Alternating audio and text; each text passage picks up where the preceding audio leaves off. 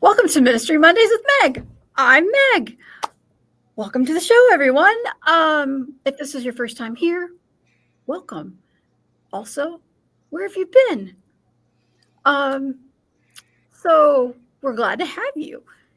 Today, I have a new friend, and I know every time I say I'm so excited, but I am. Like, she might be. She might be like the most educated person I've ever had on my show, and I've had some incredibly smart people.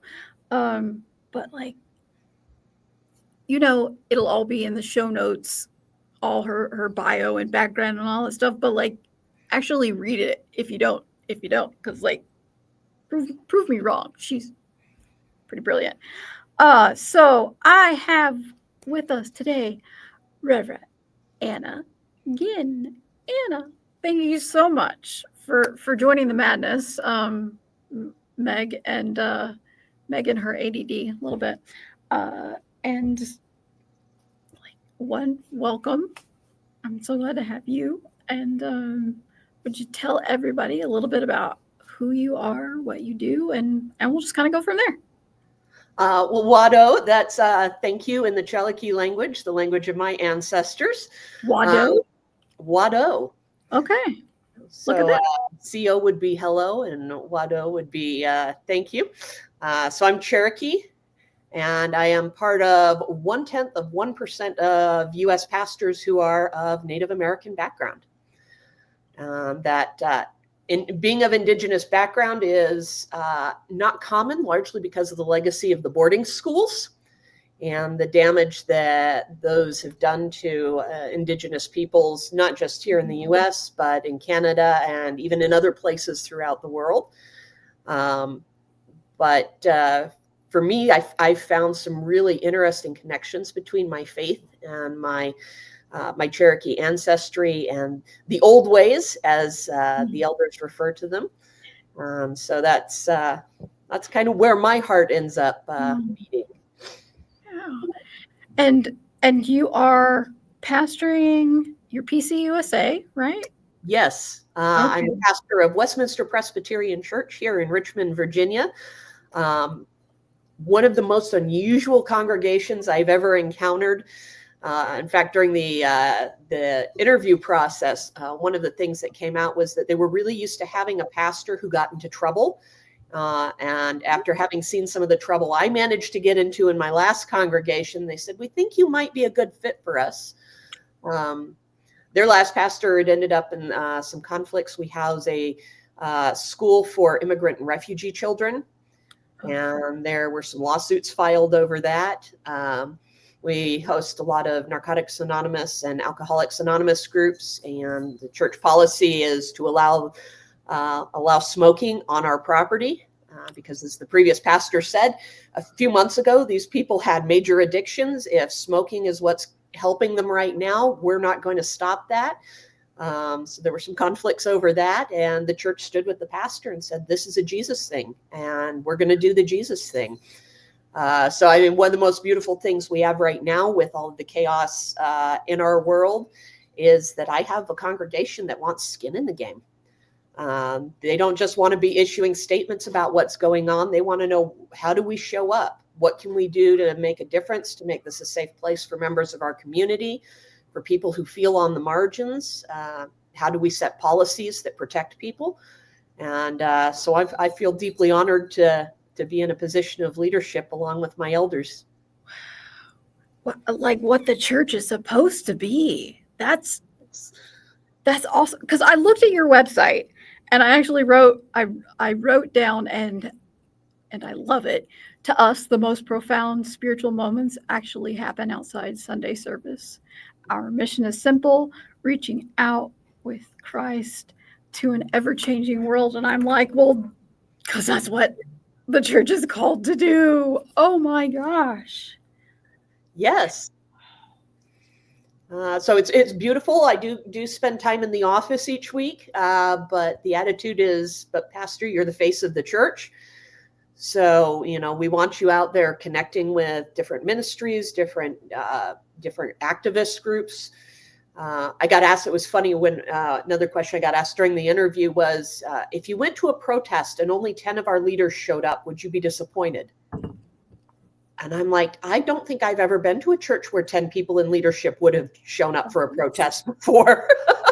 I'd be ecstatic if 10 of you showed up. Because that would be not just the elders, that would be other leaders in the church. Because we only have 6 people on our elder board. We have a very streamlined governance process. So I could do that. Like, yeah. Wow. So from what I understand from reading a little bit about you, is this is second career for you? It is. I was also a second career pastor. I was a nurse first. So, like, talk a little bit about that. How did you get to where you are? So, I grew up in very fundamentalist churches. So, it was an interesting journey. I knew from the age of 6 I'd be a pastor if I could. I also knew that I was a woman, so I couldn't be. So I knew that in my heart I wanted to change the world in positive ways, and that's how I ended up getting initially involved in government. I served as a page in the State House of Representatives in Idaho, of all places. I did a couple terms in elected office. I worked as a staff assistant for a U.S. senator, and ultimately came to the conclusion that I couldn't make the impact I wanted to make from a political seat, that I needed to do it elsewhere. And it's really interesting as I've been thinking about that in the last few weeks, as I've had some opportunity to participate with some groups that are focused on social justice issues. What I realize is that what I wanted was not to actually be the politician. What I wanted was to be a lobbyist. And I didn't understand what lobbyists do. And so now I'm like, no, I want to be on the end that's saying, wait a minute, but we have a group of people with a problem, and I'd like to bring it to you and see if we can come up with a solution, not the end of having to sit in the chamber and vote on everything. But I did. I was engaged in government for a while. When I realized I couldn't do much with that, I started looking at other options. Ended up in business for a while. I was a corporate buyer for a number of years.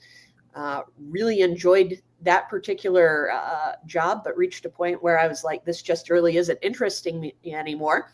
And the recession hit Idaho several years later than it hit everything else. Oh. So day after Christmas, 2011, my employer said, we love you, but you don't have to finish your day at work. We're laying you off. And at that point, my family said, you spent your life talking about mission and ministry. Maybe this is God shoving you towards that. So I started looking at different mission organizations that I had encountered and put in some applications. And the first one to respond was Wycliffe Bible Translators. I ended up working with them for a number of years after that. But somewhere in the midst of all this, I got myself in... I got the opportunity to participate in a program for displaced workers to get a college degree. In Idaho at the time, 70% of jobs didn't pay a living wage. And so a lot of us just never bothered to go to college because we were never going to pay it off. I got into an associate's program in business and was doing very well in it and was bored to death. One day I was sitting reading my Bible and I was looking at the passage where Paul says that the bishop must be the husband of one wife. And I went, wait a minute, hold the presses.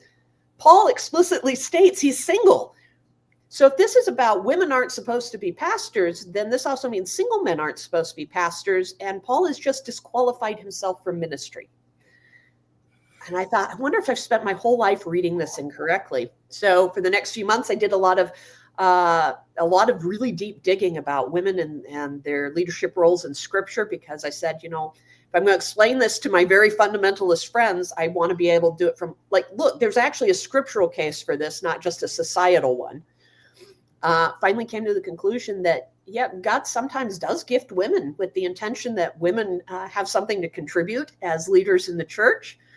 And I said, well, God, if this is your will, if I have always wanted to be a pastor because I'm supposed to be a pastor, I want you to do 3 impossible things for me. I said, the first is I want my congregation to notice I have a call. The second is I want our executive presbyter, not my pastor, to notice I have a call. And the third is you've got to figure out a way to get me a Master of Divinity when I don't even have an associate's degree yet. Within a couple of weeks, our pastor announced he was going on a 6-month paid sabbatical. I intended to vote against it because the church was not doing very well. We were going to be left to rotating elders each week, and I've never seen that work. But the day of the vote, our clerk of session stood up and said, we've had a change. Our executive presbyter, in addition to his regular duties, has volunteered to be our full-time pastor for the next 6 months. And so everybody voted in favor.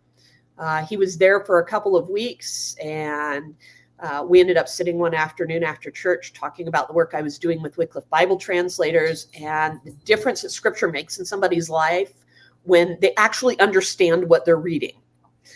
And so I was telling him the more stories I'd tell him, the more excited he'd get. The more excited he'd get, the more stories I'd tell. And he finally says, have you ever preached a sermon on this? And I said, I've never preached a sermon in my life. He said, great, I'm going to be gone in 2 weeks. You're going to preach your first sermon. I went, okay. 2 weeks later, I stood up, gave a sermon on Bible translation, figured I'd get down. Everybody'd be like, so how can I support this? Instead, everybody who passed me asked the same question. They said, have you ever considered becoming a pastor? I thought, wow, that's actually a pretty interesting question to come up with out of that sermon. So Easter Sunday, I was the lay reader. The third time I cued everybody to join me, and they didn't. I realized I had something printed in my bulletin that was not what was printed in theirs, and went ahead with it. Service went off just fine. Afterwards, our executive presbyter was sitting in the library with me, and he was apologizing to me for that. And I said, on a scale of 1 to 10, that was like a -7. Stuff happens in worship. And it's good when stuff happens in worship because it gives us a chance to practice what we preach. We're always saying God accepts us as we are, but then, oops, we'll be struck by lightning if worship isn't perfect. And that's not the way it works. We were sitting there discussing, and one of the deacons walked past and said, you did such a beautiful job this morning. Have you ever considered becoming a pastor? I get very quiet. She walks out. He turns to me, says, I'd really like to know the answer because I think you have a call. And I'm like, okay, well, that's number 2. And so I confessed that I'd been praying about it. He gets very quiet, looks across the room, then turns to me and says, I think we can get you into Princeton on a full ride. There's a lot of story to follow that, but I graduated from Princeton 2020 with dual degrees, Master of the Arts in Education and a Master of Divinity, and went straight into being a pandemic pastor. So it's been nothing but chaos since I entered ministry. Which ministry is just chaos as it is, though. But yes, beautiful, lovely chaos. Oh my gosh! I mean, tell God you need a thing, or 3 things. That's it exactly. My grandmother used to say, if you're going to pray big. Exactly. And I figured by asking 3 impossible things, because there was no reason for any of those to happen anytime in the near future, those would be some pretty good signs that this really was God calling me. No, go ahead. To take a kid, my family on my dad's side were immigrants during the potato famine. So we're Scots-Irish. Most of his side of the family never even went to college. And then on my mother's side, we walked the Trail of Tears to the reservation in Oklahoma. And again, not a lot of opportunity for college or higher education. To take that person born in a state with very little opportunity and all of a sudden multiple advanced degrees from a respected seminary, there's no way to look at that and see anything but divine intervention in it. Right. And what I was going to say was, like, I think, actually, I know how reading a passage correctly, understanding what it actually says, changes lives. So given your background, your history with Indigenous faith, and then here you are in this other career, but there's always been that calling there. But fundamentalist, because I grew up in the Baptist church where women didn't even take up offering. They could be deaconesses, but what that meant was your spouse was the deacon and you were cleaning up communion. And Women's Sunday was if there was a fifth Sunday of the month and at night. So Yeah. So I get that, but going how much that opens your eyes and your heart and your mind and your all those things, because you have this new understanding. Like the first time I understood that Jesus and the woman at the well was not Jesus condemning her, was not Jesus going, oh, I know about all these. No, Jesus going, I know. Like, women sold the whole Levite marriage system thing. So instead of condemning, Jesus going, I see you. Yeah. I know what you've been through and I understand it. And how that completely changes her life. And so, yeah, I mean, people that do that are so needed. I'm just grateful for you in this ministry, and I, and we don't even really know each other that well yet. So, and now you've gone from becoming a pandemic pastor, and wow, I that's when I left. That's at the beginning. Like I started here at March 1st of 2020. So I wouldn't have survived, but that's another story for another time. So now you're in PhD work. Yes. Okay, so tell me about, like, because that sounds incredibly interesting as well. It is. So I'm with NATES, an Indigenous learning community. Back during the Red Power movement, there were some gentlemen who took part in the takeover of Alcatraz. One of them was a gentleman by the name of Richard Twiss. He had a good friend, Terry LeBlanc, and they and several others decided after their conversion to try to go to seminary together as Indigenous men and women. And Twiss and LeBlanc and others decided that what they really needed, because they really struggled with the colonialism that was really evident in Western education, and particularly in the educating of ministers. They decided they developed a vision for a school that was Indigenous run and Indigenous led and based on Indigenous ways of understanding the world. And so they incorporated NATES a number of years ago. And we are now, I think, a year and a half into being an accredited experimental PhD program with ATS. That's the same accrediting body that Princeton uses. So somebody issued a PhD through this program is as qualified for a professorship as somebody issued a PhD through any other respectable seminary. And the biggest difference is that we're doing PhD in community. If you've ever done doctoral research, you know that it tends to be very lonely. It's you working in your corner on your project, on your work that will be your possession. Yeah. But Indigenous communities don't see knowledge that way. We view knowledge as something to be corporately shared and developed. So the doctoral program is cohort based, and there are a number of us working on different research projects. Some of them ranging from strictly academic work on things like boarding schools or the Deloria family to things that are less academic. One of my colleagues is doing, he's going to essentially, his dissertation is a film, and it's on our relationship with the land. So we've got a lot of different creative ways of engaging advanced research. Mine is actually tied to pre-colonial ways in which my tribe, the Cherokee, Chaliki, before the colonizers got a hold of the language, incorporated people with disabilities, and particularly with what we might identify today as mental health issues, into the leadership of the tribe, and how that could actually create a model for incorporating people with mental health challenges into the leadership of the church today.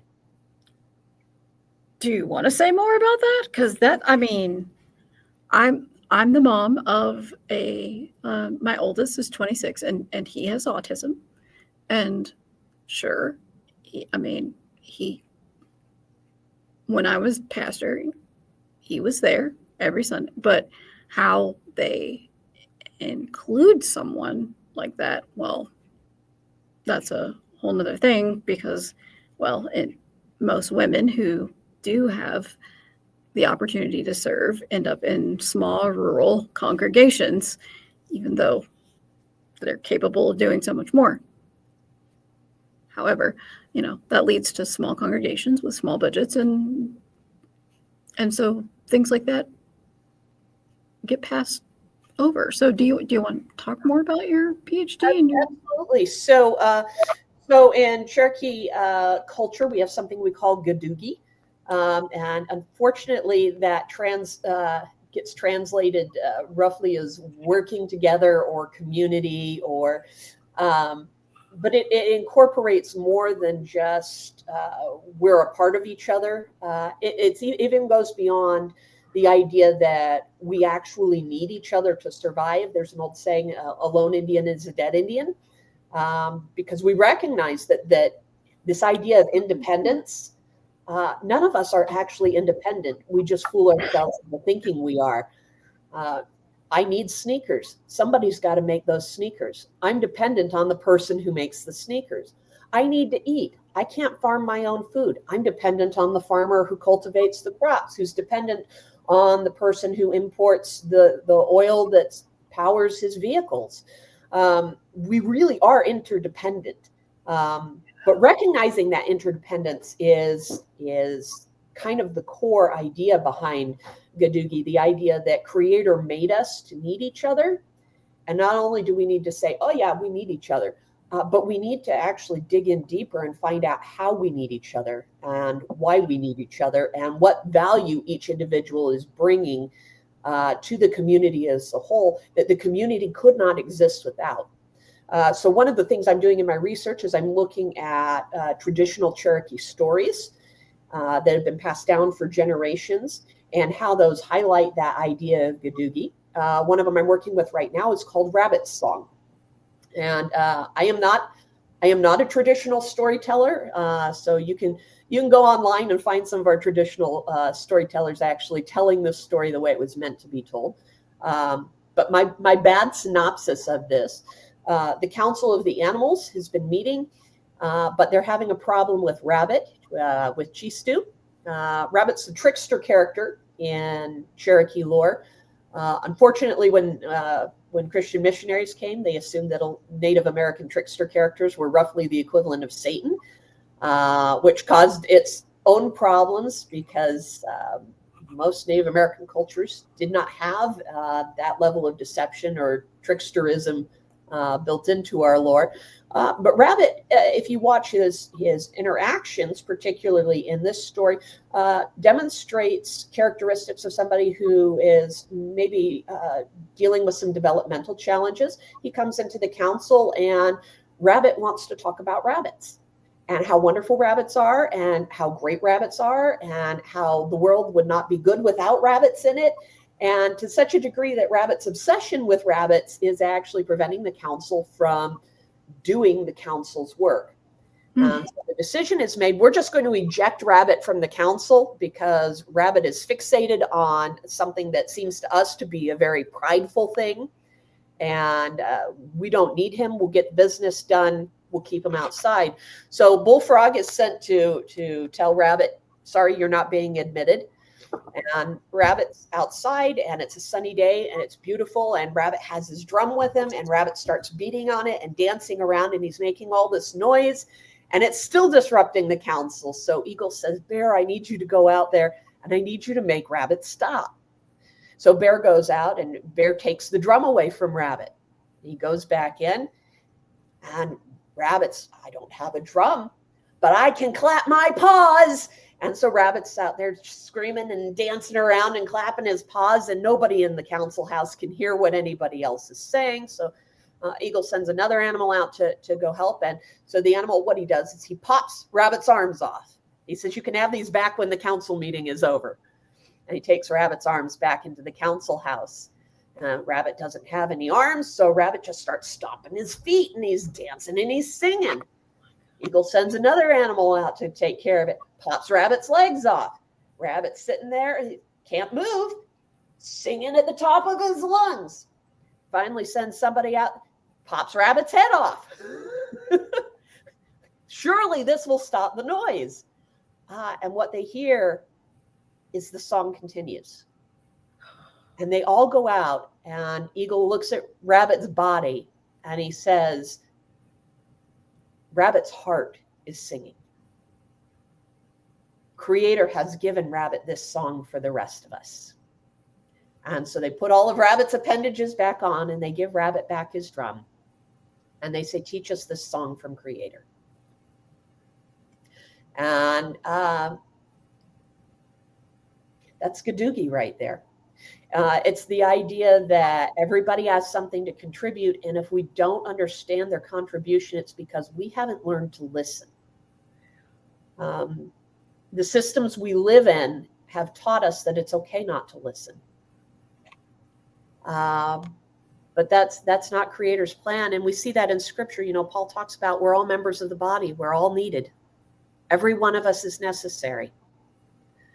And so that's kind of where I'm going with my research is let's look at where this tribal culture has actually preserved Creator's heart for us. And what would that look like if we took people we saw as disruptive in the church and we said, wait a minute, what is it Creator has given you to share with us that none of the rest of us can hear? Yes. Oh my gosh. And that is, so I'll say, like, this is the first episode where I've cried. But wow, I mean, and if that isn't the way that God intended it to be, to say, okay. I mean, even when you were talking about trouble, good trouble. It's the trouble you're supposed to get into. It's the things that we're supposed to. Nowhere does it say, just show up and put a 20 in the offering plate and. Yeah. Oh my gosh. But that is it's Rabbit's heart. Yeah. Oh my. Uh-huh. Wow. I'm hoping when I write the dissertation to conclude it with some practical examples of learning to listen for Creator's heart, for Creator's gifting in other people. One of the beautiful challenges that Creator gave me right after I started working on this was putting me in the company of someone who, like Rabbit, had their topic and they perseverated about it. And there were times when I'd sit down and I'd go, oh, we're going to talk about this again. And I would hear Creator say to me, now I want you to listen for my voice. Mm. I would sit there and I would listen. Okay, what are you saying to me through this person that I'm going to miss hearing from anybody else? And I had some of the most beautiful moments. And it was neat watching how that impacted that particular individual too, to have somebody who wasn't telling them repeatedly, as others had, please just drop it. Just shut up and don't say anymore. We're tired of hearing about it. Because that person had a message from Creator to share. They just needed me to figure out how to listen. Imagine how our world would change if we could learn to do that. I mean, even with small numbers of people, to go, okay, they're not a disruptor. I don't even know what would be a better word, but wow, of what it is that they have to teach us. Yeah. This person is here because Creator's trying to get our attention, Yeah. not because they're trying to inhibit us from doing God's will. And how much we miss because we think that it all has to be and look a certain way. It has to sound a certain way. It has to, yeah. I know any number of pastors who have because of their own disabilities, their own mental health challenges, have struggled with this. At one point, someone said to me, "You've clearly been given gifts for preaching and teaching. I have no idea how you're going to use them because you're so broken." And for me, that was a really hard moment. And I thought, well, my option here is to assume either God made a mistake in giving me these gifts, or that there's something in the church that needs to be reevaluated and re-examined. And for me, that was important because I'd grown up with your Cherokee, be proud of it, don't talk about it. And then in seminary, I started realizing that the differences I detected between myself and others when I was young didn't have to do with my being Christian and other people not sharing my faith. They had to do with the fact that my mother had unintentionally raised me with a Cherokee worldview, and I didn't see it through Western eyes. And so as I began asking, okay, well, God's given me these gifts. Now, what do I do with them? I started delving deeper into that Cherokee heritage and that tradition. And that's where I began to find real hope. And I thought, this is interesting because this is something that gets kind of sidelined as, we've got that noble savage image that's left over from early colonialism. And no, actually, here's something where Indigenous peoples really have something to contribute to the understanding of the Western world and how we interpret the Christian faith. I was talking to one old Cherokee a while back, and I said, it's really interesting that I think that we have within our tribal customs and history, our way of being means to help heal the people who came and hurt us. And his response was essentially, that is Gadoogie. Somebody hurt us, but we have something that can help heal the thing that led them to be hurtful to begin with. Are you putting this into a book? Is that? I'm hoping to. So what I'm doing initially for my thesis is I'm looking at 5 to 7 stories and doing essentially a critical reading of them, like we did with Hebrew and Greek in seminary. Yeah. And then assessing them. So that'll be straight up academic, but I'd eventually like to take this and make it into something that's popularly accessible, where any pastor or lay person can pick it up and go, oh, yep, that makes sense. And I now know where to go with this. I know how to implement this or how to think more deeply about it. I mean, I'm just imagining Rabbit's song as a I don't even want to call it a sermon, because that's a message. That's something deeper than just a sermon. That's like a life. That's digging in, and wow. Yeah. Please do. Please put it in a book, because I'll buy it. And you can come back and talk about it on here, and we'll promote it. That's okie dokie with me, because wow, that is it. It's not like it's mind blowing, but also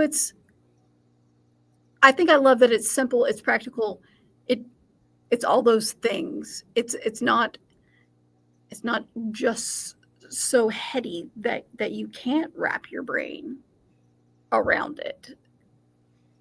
I think is what I like the most, where you can go, okay, so this is Gadoogie, and this is, oh, okay.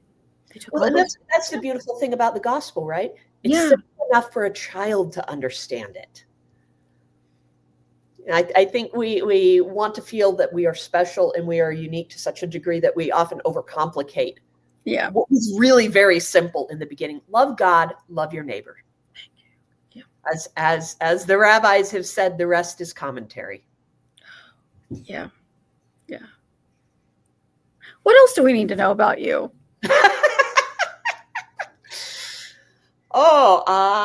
Can I just say, like, the whole blacksmithing? Yes.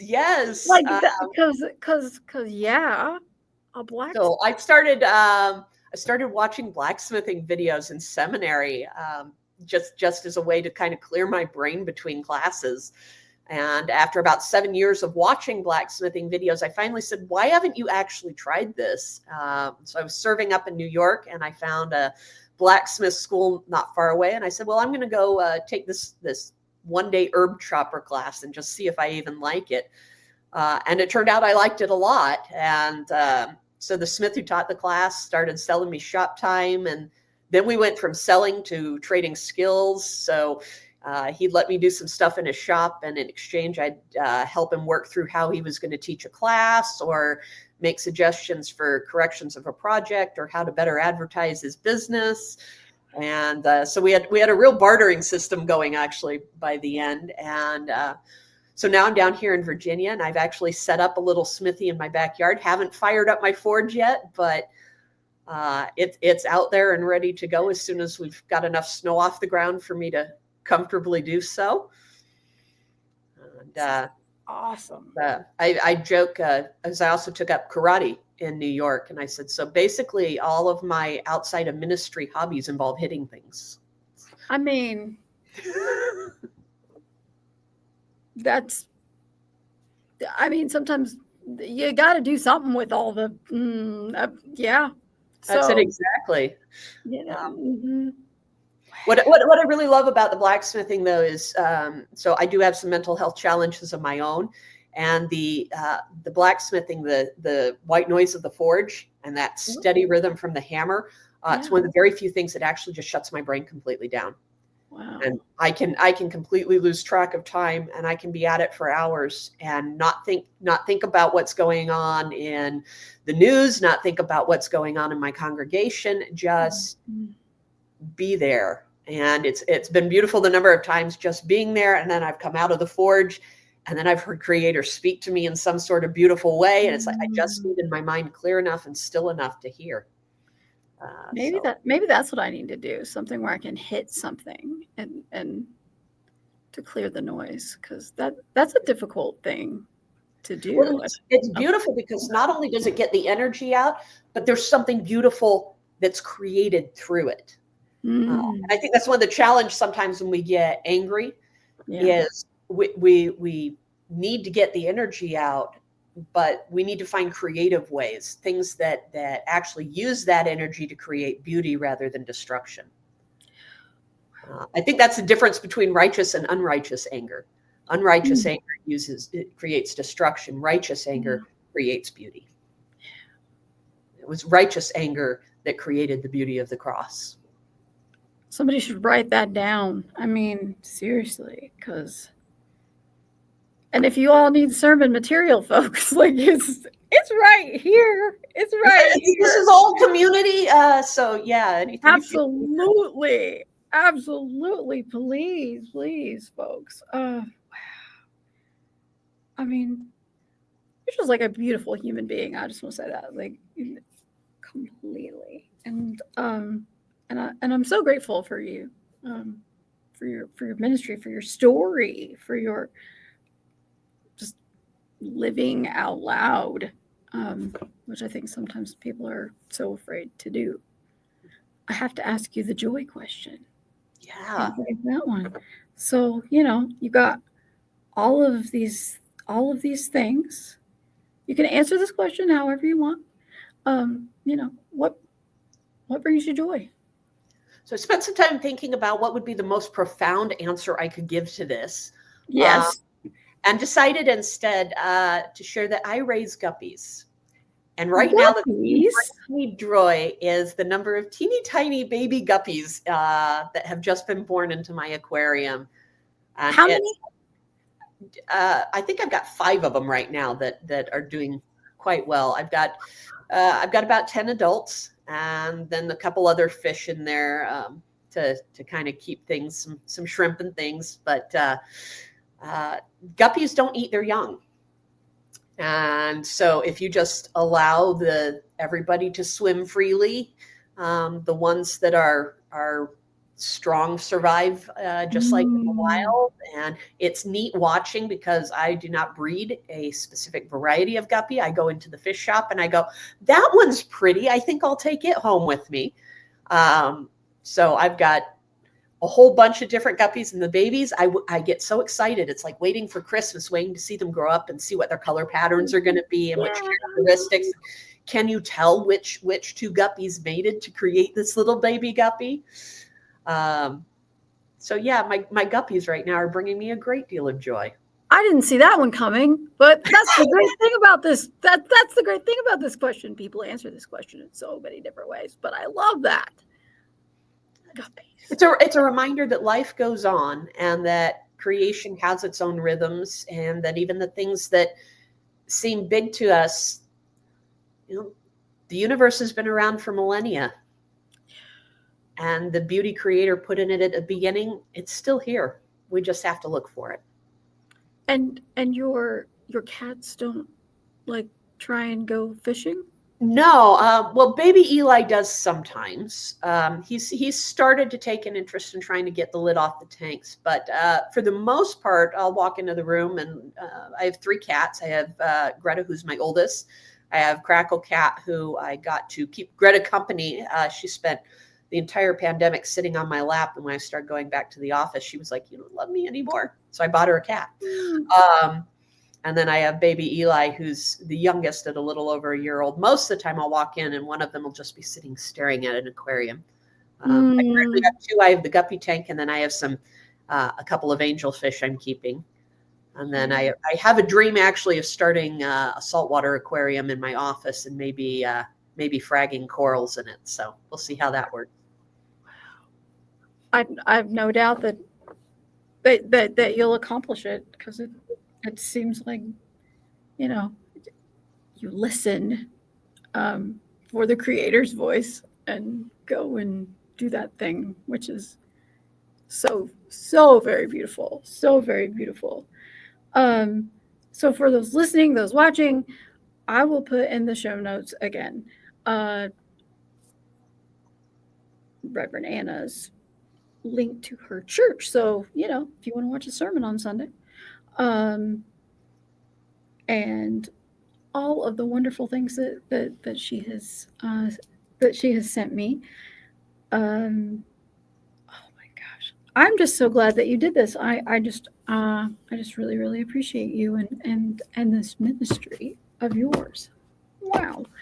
Well, thank you for inviting me. It's been a real honor to be on your show and to get to share a little bit about what God's putting on my heart right now. Yeah, and when you get that PhD done and you've got that book written, you come back and talk about the book, and we'll share the book because I love that stuff. I love that. You got it. Connections. It's all about connections for me. So thank you. We thank our listeners, our viewers, for spending a little time with us, and we'll see you all next time.